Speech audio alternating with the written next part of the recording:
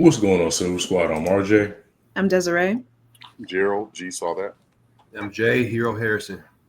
And today we're going to be reviewing Him, the movie 2025, which was written and directed by Justin Tipping, and it was produced by Jordan Peele. We kind of want to start off by saying that because we've been noticing a lot of people have saying like that new Jordan Peele movie isn't good, and that like I think we need to redirect our criticism and critiques toward the appropriate parties.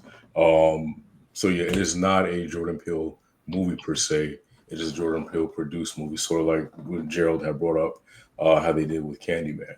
And I want to say this too. I feel like they're using Jordan Peele as a marketing ploy because they did the same thing with weapons, even though he had nothing to do with weapons. They casually let it leak that he fired his team because he wanted weapons, and everybody said Jordan Peele wanted this, and they ran to the theater to see weapons. So I just kind of want to put that out there.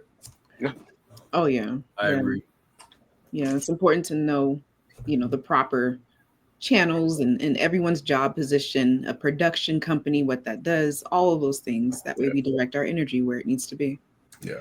And the special thing about Justin Tipping is like he's not the first person in this game to be under another black director and direct his own type of film. So, but he has done things like The Shy and Dear White People on Netflix. So I think it's really important that to know like where the actual direction comes from because he's admitted in interviews that he grew up around black culture. He's grew up in black neighborhoods, so he has to have a different type of respect for art and a different type of vision for film. So I think that what he did in this film is very still important to black culture.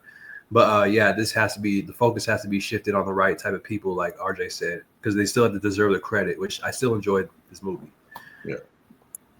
And I think we all have differing opinions of the movie. Yeah.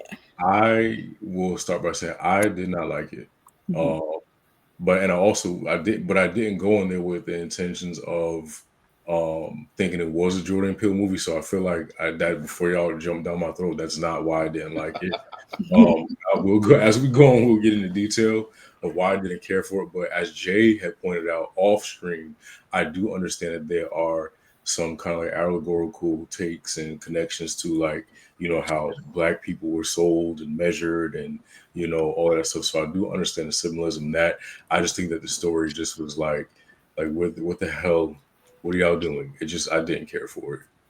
yeah. Yeah. So even in the idea of just sports, it wasn't even just black people; it's just athletes in general. So Mhm. you could kind of draw the parallel either way. But I mean, honestly, if you take race out of it, you look at just the fact of how athletes are measured and things like that. Like I can remember, being recruited out of high school and going to college. They do the same thing. They make you run the 40. They take your measurements. They, checking your height, checking your weight.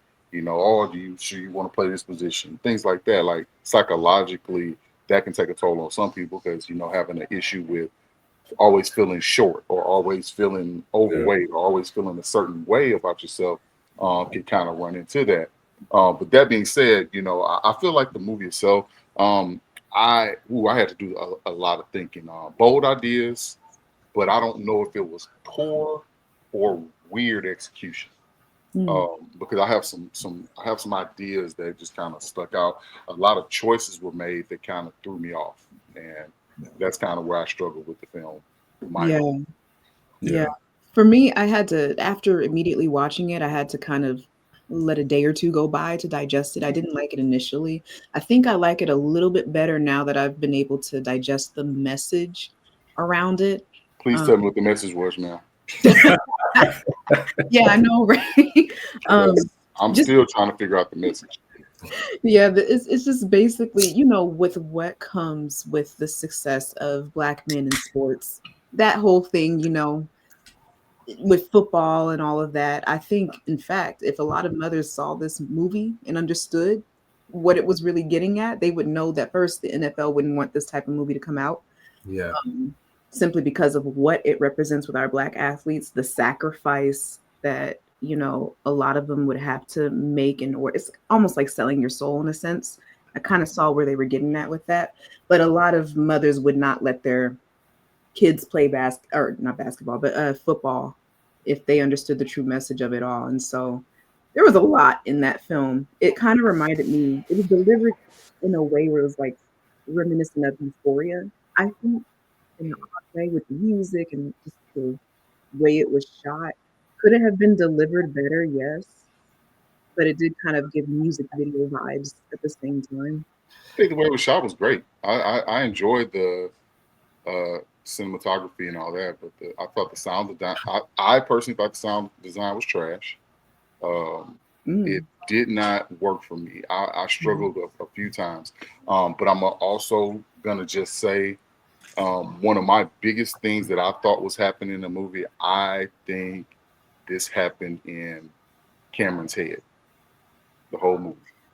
I Honestly, think so as well. the main reason why I say that, and I'm gonna caution, like, I mean, whatever. If you feel like you're gonna fight me on, that's fine.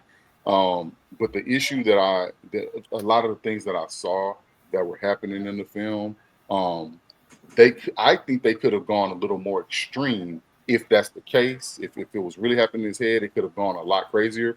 But the only reason why I feel like it did happen in his head because it was almost like his own psyche to keep him from breaking was stopping it at a certain point. Hmm. And that's where when I say I talk about things like the sound design and stuff like that, certain things were like they kept making a point to look at this scar he had on his head. And I think what he really did was I think he just passed out at the beginning, and then they had to have some emergencies type surgery to maybe get some fluid or swelling off his brain, Hmm. and then the movie does commence, but it's commencing in his own head. So I think as they move forward, everything that you hear and see, he never really gave any like major credence to other people's word. He just did what he was going to do. Hmm. Yeah. So that's kind of how that's how I see it. So Well, would I you still think? think that's a good point because of how it ended. Because if you look at how it was put together, what it did, it showed us not only like something that like that could be like something that could happen in his head, just because of how that mental conditioning as well. But you've been taught as a little kid, especially your little black boy, being groomed, as they were mentioning at the end too. I think what I got from this movie as far as the message was how much like the blood I think was a representation of like the sacrifice, Hmm. because it really represents how again that conditioning and what you're taught at that young age that you're supposed to do this over and over again, and how bad do you want it, what are you willing to do. But I also think this movie is very rooted in the in faith, in the God concept, and how it really drives the to have this thing in the back of your head, like to where it's going to make you successful, Hmm. no matter what. Because how he Marlon Wayans was mentioning, he said it's not, for me it's not God, family, football. It's like it's football, God, and family. No, football, family, Family, then Yeah, God. family, He's God. the big So exact opposite of what most people think. yeah. and that's exactly what it is, because I think that there's so much plastered into like that, uh to that straight line of telling athletes to build themselves up, and get through the pain, suffer through it, get through it, because in the end, there's a big trophy at the end, and no matter what it looks like, no matter what you went through, you Hmm. still made it, and you're still going to be successful, and you're going to come out on top. And I think that the faith and the blood and the sacrifice are all a representation of like how sports have been formed over many centuries. So That was That's beautiful. that's a really good point because the first thing I remember writing down in the theater, and I couldn't make up my own handwriting because it was dark. But once I sat down, oh, this is what this says. So the first thing I have written down is like imagery overload, and I feel Correct. like that's kind of what they relied really heavy on. If you notice, there were crosses from the beginning. When his dad leaned over him and the cross was kind of dangling in front of the little boy, and so I was like, oh, I already know what kind of fucking movie this is about to be. They're about to like overdo this. And so of course, every time you turn around, there was a cross. And then Yep. when things started getting bad, I was like, now watch the cross either be upside down or on his back. And then he went in the shower and the cross was on his back. And I said, yep, I was right. I know what they were doing. So Yeah. things started going downhill for him when the cross was. I was like, all right, here we go. But Oh, I get it, you know, like I said, but they laid on so thick, and this movie for me is just so thin. It's like I see what you're doing, I get it, like enough. Yeah. So don't hate the movie, but I just did not like it. And I see what you're saying. I think it's because of how it was set up, just like the setting of it. There could have been a different way to showcase things. Because I mean, I think it goes back to kind of what Gerald said, like especially with like showing those crazed fans and stuff. Some parts are like I guess you would say unrealistic. How would that happen and all that because of the situation. But it shows just like I think like the stereotypical parts too of some NFL athletes, like when they get in the league, especially like some black men, not all of them, but just how like for example the white wife with the BBL. You had the crazy fans were coming out of nowhere and like praising your name, saying you're a god and stuff. Yeah, And they only think you as a god. They don't think of you as a human being. But that's dangerous, though. That's a dangerous mindset to have. Yeah, because your mind, body, and soul is for profit. It's for the consumption when you get in the business of it all. Exactly. Unfortunately, there's a lot of quasi-religious statues as well, too, in addition to the cross. Yeah, again, I like the messaging. Could it have been delivered differently? I think so. Yeah. And because it wasn't delivered differently, for me, it felt like the movie was longer than what it needed to be because I had already gotten the point. Yeah. I already known. So it's like it's hilarious. You know what I knew? You know what I knew what kind of movie this was when he walked into Marlon Wayne's character's house and there was a triangle, something, and I was like, yeah. I was like, this is a cold movie. Yeah. Triangle gives it away. Yeah. So I think it's hilarious. Des just said about it being too long, and I was like, I feel like it was too short. It was only an hour and 36 minutes. It was weird though. It felt like that's what I said. That felt like Avatar: Way to Water to me. I was like, that's great. Well, when I saw the runtime, I was like, dang, it's kind of short. That's a red flag. It's a little short. Because I mentioned that to Des. I was like, why is this felt short to me? She said it felt long, but I was like, this felt like. It's probably because again, I viewed it in the lens of a music video. So imagine a music video being that long, kind of before it.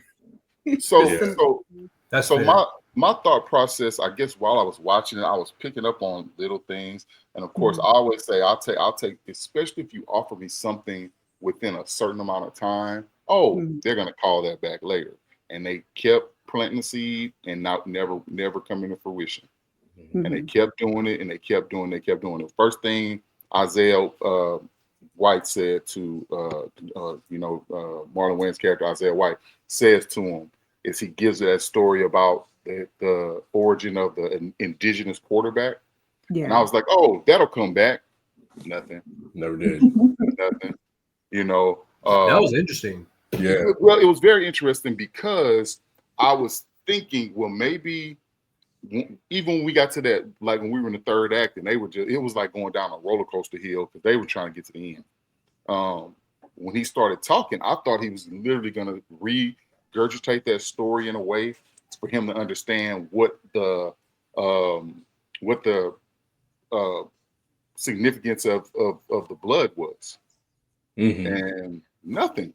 And I was like, because then it made me start thinking, okay, then how were y'all so sure that Cameron was coming out?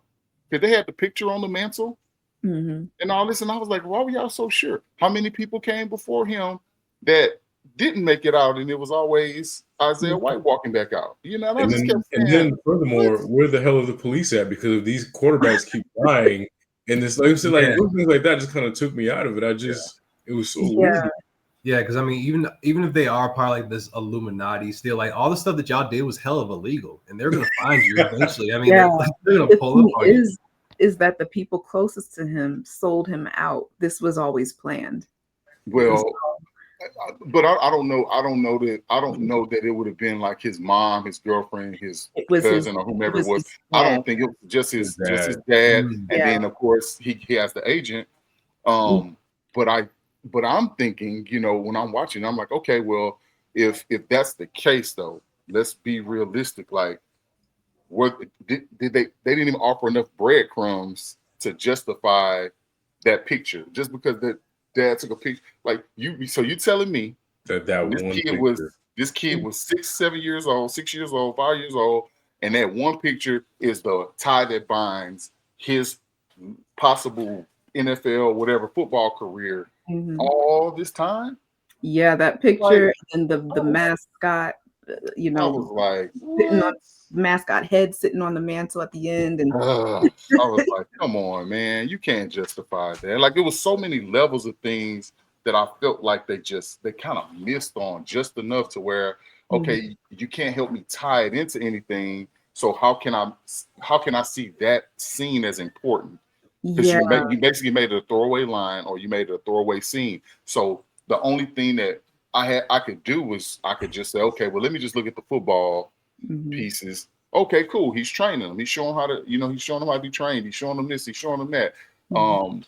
But the elements didn't really line up with the story. Yeah. Like that could have been any football movie montage. That's what made it. I was just about to say that's what made it feel long to me. Was like it felt like a training. Because in TV shows or movies, a training montage is supposed to be short. I kid you not. Like by day 4, everybody in the theater was like, "Oh my god!" Like that's how many days? Yeah, and that's what made it feel long for me, because once I had gotten the point of the cost of greatness, exploitations of athletes, and all masculinity and confidence, self-worth, there was nothing else they could really show me that amazed me. So it felt long. Once I get the point of something and you're not delivering properly, it's like, all right, I'm kind of over it. He looked good in the end. He looked like an Adonis. He looked like, I mean, I do like the end. I don't for reasons. But I think that's fair though, because I think, Gerald and RJ mentioned it, it's not a bad movie. It's just that how like the setting is everything in the movie. So I think that it's also something they teased that could have. It's kind of like a Marvel what if story. It's like, what if this happened, like, but it didn't actually happen, kind of. And it to me kind of teased us in some ways, but I think it tried to show us the implications of what the NFL is and like what comes with that. But it was like in a way where it's like intense, but it didn't deliver the right way. I feel like I don't even know how to explain it. It relied too heavily on trying to make everybody and everything and absolutely insane and crazy. Everybody was like a Purge character to me. Like it's nobody's that crazy. No, like you mean tell me everybody here is like wacky, and there was no payoff for it. So are these fans part of a cult? How did they get in the house? It's just like none of it. Yeah, there was no payoff. There was no answer. It's like it's like watching a From movie. You got no answers. Like, it's literally From. And one thing I got to mention this too, because it didn't bother me entirely, but I don't think it was necessary. So the guy who told him to run the doctor, I don't think it was necessary taking him out the picture, like killing him. I say that because I mean, if he's been around for a while, it made no sense. It just didn't really. Why did you have to kill him? That goes to my idea of the unreliable narrator situation. So it leads you to another question. It's like you're pulling that string off of that shirt. You see it dangling, and before you know it, you're throwing the shirt away because you pulled half the seam off of it. Yeah. What they did with that, like my question was, okay, has he been with Isaiah 4 or 5 years? Has he been with him his whole career? Is he going to be? Is there a new dude being indoctrinated in to come and cover this next person? And so I was just like, what? Yeah, what I got from it is that whether if he's worked with him for 5 or 10 years, he was always going to be a throwaway character. There was some lines that were said that I was like, okay, I feel like because he represents the exhaustion economy part of it, working to the death of things. I kind of when he had that conversation with Cameron in there, he was like, I never see my kids. And I literally said, do you have kids? And dude was like, you have kids? He's like, well, no, I don't have kids. But I mean, I was just like, okay. That was the exact question that I had. He just answered it for me. So but the performances were amazing. I think Tyreek Withers, he's going places, and I can't wait to see what he does next. Yeah, but RJ, I'm sorry, I gotta say this. Go ahead. The funniest part, I'm sorry, because Des and I were dying in this part when he first came into his camp, and he was like, they're doing measurements and like taking blood tests. He's doing his physical, and then they like strip naked, and then he's like, "Damn, that's a big yellow nigga right there." I was dying. Me and her were crying. Serious, man. That's why you can't take them serious, man. I'm sorry, that was funny. That part cracked me up. And then the part that was like, why are you naked? Like that part that made everybody laugh right there. He's like, bro, this is very uncomfortable for me. Like, he's like, and I don't understand why you decided to strip all the way naked. Like this, you made this whole situation very uncomfortable for me. Right. And I was like, you didn't just tell him that. Well, it was implied. He didn't say. He just said strip. He didn't. And then Marlon's the one who kind of, or Isaiah is the one who kind of made it seem like it's supposed to be more. Yeah, I think another piece though, and of course I could be grasping at straws at the end of it, but going back to the idea, it was rarely a scene that Cameron wasn't in the scene. Mm-hmm. Like you might see, like when they finally went to their warehouse or when they went to the party, and you saw as he walked off the screen, you saw the wife turn and look at the doctor, but he was right back in the scene. So it was almost as if he was the main character of what was going on in his head. So there was never a scene that played out where he wasn't available to see it. When the fan crawled out from under the thing in the sauna, which freaked me out because I was like, first off, it's hot as hell in them saunas. Right, you just chilling. Yeah. And then the people from outside are in there looking around and then when he and Marlon switch places and then Marlon like chunks her up against the wall, I was like, okay, none of this makes sense. Yeah, it was in his head. Oh, it gets funnier though, because remember, next scene, they're out shooting.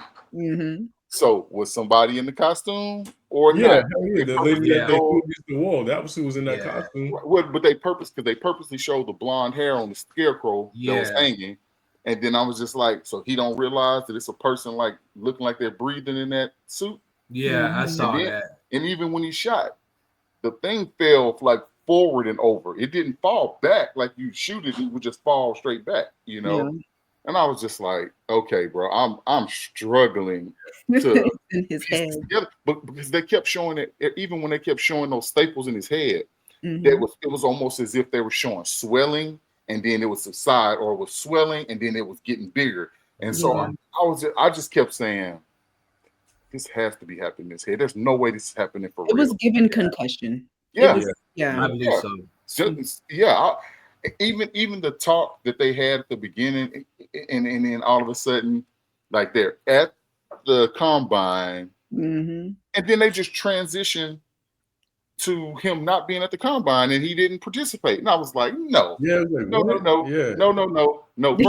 First off, you pay to go to the combine. They don't they invite you, but you as an athlete have to pay a certain amount of money to go. They don't just say, oh yeah, we're gonna invite everybody, because if that's the case, they just have a set number and that's it. Anybody can go to the combine if they got the money. You don't even technically have to be invited. Now you can be told, we don't know anything about you, bro. Like, you can't show up. But even that part was throwing me off, because I was like, even they showed him at the, like, they could see the player doing the 225. He's doing the reps on the bench. And I was like, okay, so his head is up against the wall. Then all of a sudden he stands up and then there's no combine. I was like, oh, come on. No. And that goes to what I was saying. There's so many jumps without any kind of explanation. It's like, it almost makes you disoriented. But it almost makes you disoriented in the story, and it kind of makes you linger on, well, what the hell just happened before, and then they moved on to something else. And I think that's where my issues come from. It's like, and don't get me wrong, we're all critics here, so we're not stupid, but it's like we don't need things spoon fed us because this is what we do on a daily basis. But at the same time, damn, I wasn't in your head when you wrote the movie. Can you give me some kind of like, give me a direction to go. Give me a direction to go with. Yeah. I think that's, and I think that's a problem with some movies today. I'm noticing, because back then, like movies in like the 90s, early 2000s, they actually take time with the story and like you go places with them. You know exactly where you're going in the place. But now what I'm noticing is that when these scenes cut in certain movies, it's not all of them, but I'm noticing ever since I guess like after COVID, there's a lot of scenes that just kind of cut, and they expect you to know like where you're at, like what's going on without any explanation. I None. can't think of a movie at the top of my head, but I just kind of noticed that though. Yeah, no, you're absolutely right. There's a lot of movies that do that without any explanation. And to what you said, Gerald, it's not like we want a cheat sheet. We don't want your director's notes, but we do want some sort of direction. Because I want to say probably like in the second act, I was like, okay, well, where's this going? I know this is a cult. And I know this is probably going to end up being like the ending of Ready or Not, where you have that's what it reminded me of. The ending reminded me of Ready or Not when they got to the end and everybody blew up because they didn't complete the ritual. And so I'm like, I know this is a ritual, I know this is a cult, but where's this story going? Like Desiree said, we knew it was up. Okay, what else you got from me? And that's kind of what I felt like. I think that's fair. But I think if you strip it down to the core, if you just take in, let's say I forget about this whole indigenous thing, and I forget about I was calling it goat juice, but I forget about the blood and all this stuff. At the end of the day, it was sign the dotted line. We got you. Yeah. And that's when it turned into like, oh, so I got to make a deal with the proverbial devil or else. Because that's when he leaned in and said, bro, I'll just kill your whole family if you don't do it. Okay. Well, I can stop all of that right now because I don't have to sign it. Yes, you put me in place in a sense because you gave me the opportunity. But, I think it means more if he leans in and says, but what do all these words say? You guys are telling me to sign it, but this is a thick A book. Yeah. you know? So I thought that was interesting. And then, like I said, all heck broke loose when he was like, no. So I ain't gonna lie, when he threw that sword, I was like, okay, man. That was hard. Before we get into final thoughts and winners, let's talk about that ending. So what did y'all think of, I mean, we know what we thought about the entire movie, but do you think the ending justified the entire movie, or do you think it just kind of was like, kind of on brand with the weirdness of it? To put it plain and simple, for me, I think that it had to land somewhere. So I think that they kind of were looking for something more than actually focusing on the other stuff that they provided us with the information that they had, because there's so many clues that they could have added up to lead to the end for a better ending. I think it was horrible, but I think that it most certainly could have been done way differently. Fair. Yeah, it was a little longer than what I wanted it to be, I think, because we had already gotten the basic premise of everything. I don't know. For me personally, now that I had gotten the message from the very beginning and in the middle of the movie, it felt like it was just more of a wonderful introduction into this actor, Tyreek Withers, and what he can do. That's how I kind of took it as far as the ending of it. The messaging no longer mattered for whatever reason in my mind. Yeah. And here I'm going to say this. I'm going to say the polar opposite. I'm going to say it kind of just boiled back to, again, he's an unrivaled narrator in my brain. So him just effectively saying no, I don't have to do it the way y'all want me to do it was enough. And that's kind of how it all, no matter what craziness ensued, for me, it was the fact that he said, I'm good. I can go back to my family and be okay with it, because he even broke it down one step further. He quit playing football when his dad told him. Yeah. And he only went back because of his dad. It wasn't that he did it just because he wanted to do it. He wanted to do it for his dad. And I think that line was said twice about doing it for him. And so that him has so many different ways you can use it throughout this film. So for me, if you strip all the weird pig mask crap and all that stuff, you cut all of that out. It's him, no pun intended, saying, I'm good, I got it figured out. So I was fine with the ending. Yeah, I like the ending. I think that it just kind of tied together all the craziness that we would kind of ensued. It probably was one of the more exciting things, and I feel like it was a good payoff, because you always want the devil to get his dues, So I feel like in that sense, it was enjoyable to watch him slaughter everybody at the end. But I guess if I have to rate this movie, and we'll do this before we get out of here, if I had to rate this movie, unfortunately, I would say it's a 5. It's not something that I feel like you need to see in theaters. But I'll go with a smooth 5. Okay. For me, it's going to be a solid 7.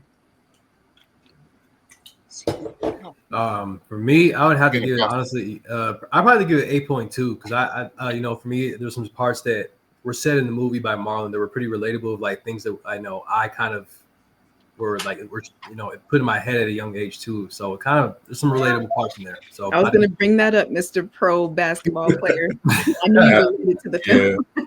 Yeah. So yeah, that was once. I mean, you know, I can still do it, but yeah, I mean, I am in a position now where I'm just trying to, you know, figure things out in terms of like, you know, how to find a different route and journey in my life. Because again, there's so many parts that connect. You know, going on a route of professional basketball your whole life and then having it, you know, like kind of taken away from you. So there's some parts that are relatable to that. Yeah. So, Gerald. I'm gonna say 5.7. There's definitely, it was just all over the place. It was literally like somebody taking that paint brush and just kind of doing like that and try to see what was gonna stick for me. And I had a hard time saying, okay, where does A through XYZ go? And you could do that and get me there, but at the end of the day, it was all over the place. If ultimately they came out and said, and I won't change my rating, but if they came out and said that, yeah, you were spot on, he was all in his head, I've been like, great. However, the way y'all got me there, I had to come up with it myself. Yeah. So, no. Yeah. I respect that. Yeah. Which is fair. Like I said, I feel like this probably is the most divided we've been on a movie. Normally we're kind of like all on the same page, but it's like a 50-50. Me and Gerald are like, and you and Gerald are like, yeah, we liked it. But that's cool. I think that's the beauty of, you know, movie criticism. It all is subjective, and no one person's opinion is right or wrong. But we will continue to enjoy movies, and we'll continue to talk about movies so long as we have the funds to do so. Because we know things are a little rough right now here in the country, but we will do our best to stay afloat and review everything within our realm of ethics and morals. Go see the movie. Go see. Right, I would say go see movies for yourself first off. And another thing, just don't review bomb because everybody else is doing that. Like I guess that's the slick movie version or critic version of cancel culture. You start hearing things and then you hurry up and want to. That's the way you penalize people. I was gonna go see this regardless because I didn't hear anything good about the movie before I went to go see it. But I never let that stop me. And if you guys watch, you know, Sharonda from Paperweight, she always says like, don't let my opinion be the deciding factor. Let you go see something. If something is of interest to you and is up your alley, we have to keep the theater alive. We have to keep arts alive. We have to keep the movies alive. So go support it. Worst case scenario is you wasted a few bucks on a movie that you did not like. And plus, I am not trusting someone who's going to review bomb a movie that you saw less than 24 hours. Or that didn't see it and just decided they were going to go do it. Because I've seen people say, well, good, I'm glad you said that. I'm not going to go see it. I'll never tell you not to go see it. Yeah, no, those type of people, y'all are lame. Sorry. Check it out for yourself. I feel like it's one of those things where either you're going to like it or you're not. Either way, whether you stream it, whether you see it, just check it out for yourself. As always here, we try to, you know, remain unbiased. And like I said, we're all going to have different opinions sometimes, but that's not going to stop us from reviewing and watching movies because we fell in love with it. And this is how we all met, was through our love for movies and television, film, and media. So with that being said, drop a comment down below and let us know what you guys thought of this. We're divided on this, obviously, but we want to know what you guys think of this movie. So don't forget to like, share, most importantly, subscribe. Later days.